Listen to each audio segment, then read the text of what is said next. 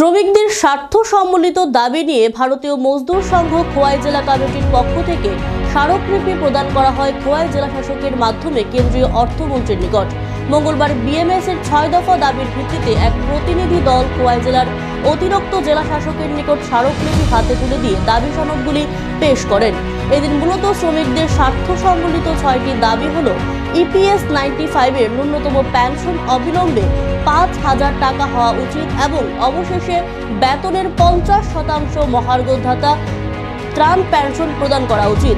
EPF এর বেতন সীমা ১৫,০০০ টাকা থেকে বাড়িয়ে ৩০,০০০ টাকা করতে হবে। ইএসআইসির বেতন সীমা ২১,০০০ টাকা থেকে বাড়িয়ে ৪২,০০০ টাকা করতে হবে। সরকারি সম্পত্তি বিক্রির উপর অবিলম্বে নিষেধাজ্ঞা থাকা উচিত।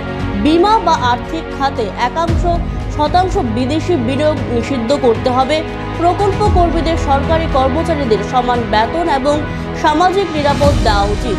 অসংগঠিত ক্ষেত্রের জন্য পর্যাপ্ত তহবিল উপলব্ধি করতে হবে। এদের ডেপুটেশন প্রদানকালে উপস্থিত ছিলেন শ্রমিক নেতৃত্ব প্রবীর দাস, শঙ্কর রায় থেকে শুরু করে অন্যান্য নেতৃত্বরা।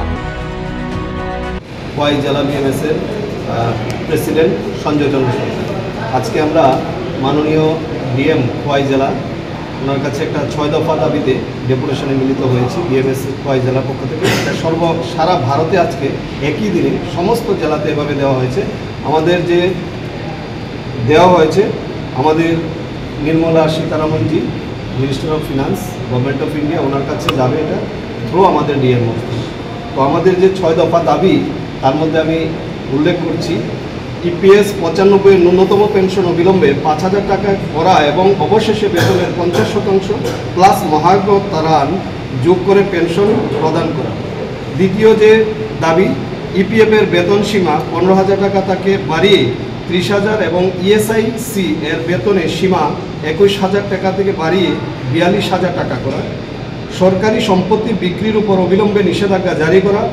বীমা আর্থিক খাতে ১০০% বিদেশি বিনিয়োগ নিষেধাজ্ঞা জারি করা। প্রকল্প কর্মীদের সরকারি কর্মচারীদের সমান বেতন ও সামাজিক নিরাপত্তা প্রদান করা। ৬ অসংগঠিত ক্ষেত্রের জন্য পর্যাপ্ত তহবিল উপলব্ধি করা। এই ৬ দফা দাবি আজকে আমরা আমাদের মাননীয় খোয়াই জেলা শাসকের সমীপেও আমরা প্রদান করেছি এবং এটা যাবে ওনার মাধ্যমে আমাদের কেন্দ্রীয় অর্থমন্ত্রী বা বিত্তমন্ত্রী শ্রীমতী নির্মলা সীতারামনজির কাছে। ধন্যবাদ।